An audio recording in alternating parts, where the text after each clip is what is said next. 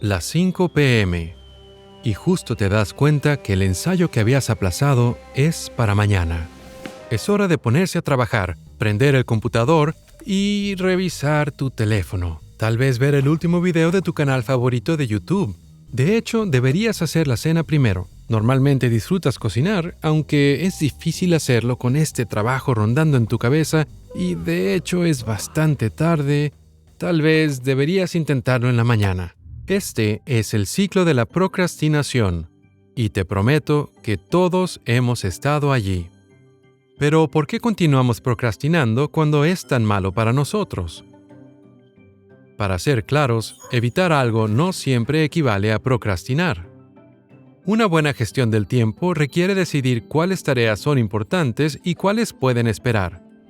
Procrastinar es cuando evitamos hacer una tarea que planeábamos hacer sin buena razón, a pesar de que pueda traernos consecuencias negativas.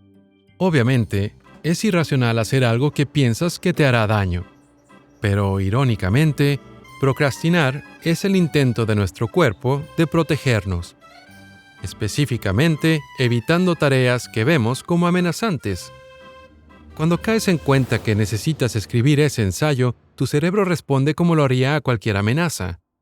Tu amígdala, un conjunto de neuronas involucradas en el procesamiento emocional y la identificación de amenazas, libera hormonas, incluyendo la adrenalina, que impulsa la respuesta al miedo. Este pánico inducido por estrés puede dominar los impulsos de tu corteza prefrontal, que suele ayudarte a pensar a largo plazo y a regular tus emociones. Y es en medio de esta reacción de lucha, huida o parálisis que decides lidiar con la amenaza al evitarla en favor de una tarea menos estresante. Esta respuesta puede parecer extrema. Después de todo, solo es una fecha límite, no un ataque de un oso. Pero es más probable que procrastinemos tareas que evoquen sentimientos negativos como pavor, incompetencia e inseguridad. Estudios en procrastinación en estudiantes universitarios revelaron que era más probable pospusieran tareas que percibían como estresantes o difíciles. Y la percepción de qué tan difícil una tarea es incrementa a medida que la pospongas. En un experimento, se les dio a los estudiantes recordatorios para estudiar durante el día. Mientras estaban estudiando, la mayoría reportó que no era tan malo, pero cuando estaban procrastinando, calificaron de muy estresante la idea de estudiar, dificultando su inicio. Como la procrastinación está motivada por nuestros sentimientos negativos, algunos individuos son más susceptibles que otros.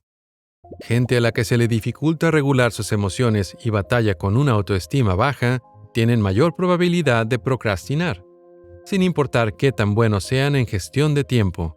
Sin embargo, es una idea errónea que los procrastinadores sean perezosos. En el cuerpo y el cerebro, la pereza está marcada por falta de energía y apatía. Cuando te sientes perezoso, es más probable que te sientes a no hacer nada que distraerte con tareas de poca importancia. De hecho, muchas personas procrastinan porque les importa demasiado. Procrastinadores seguido reportan mucho miedo a fallar, evitando hacer cosas por el miedo a que su trabajo no sobreviva a sus altos estándares. Cual sea la razón de procrastinar, los resultados suelen ser los mismos. Procrastinadores frecuentes son propensos a sufrir de depresión o ansiedad, sentimientos frecuentes de vergüenza, altos niveles de estrés y dolencias físicas asociadas con mucho estrés. Peor aún, mientras la procrastinación nos perjudica a la larga, temporalmente sí reduce nuestros niveles de estrés, creando una reacción del organismo para hacer frente a las tareas estresantes. Entonces, ¿cómo podemos romper el ciclo de la procrastinación?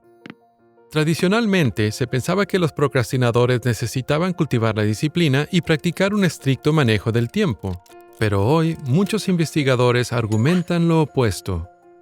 Ser muy duro contigo mismo puede agregar más emociones negativas a una tarea, haciendo la amenaza mucho más intensa.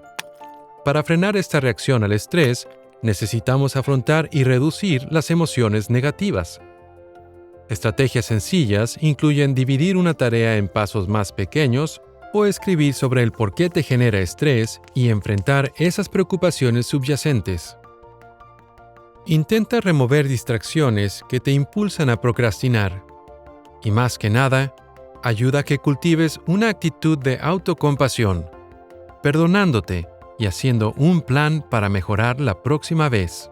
Porque una cultura que perpetúa este ciclo de estrés y procrastinación nos hiere a todos a largo plazo. TED-Ed se esfuerza por ofrecer contenido educativo gratuito de alta calidad a tantas personas como sea posible en la mayor cantidad de idiomas. Ayuda a apoyar nuestra misión sin fines de lucro donando a nuestro Patreon y no olvides suscribirte a este canal.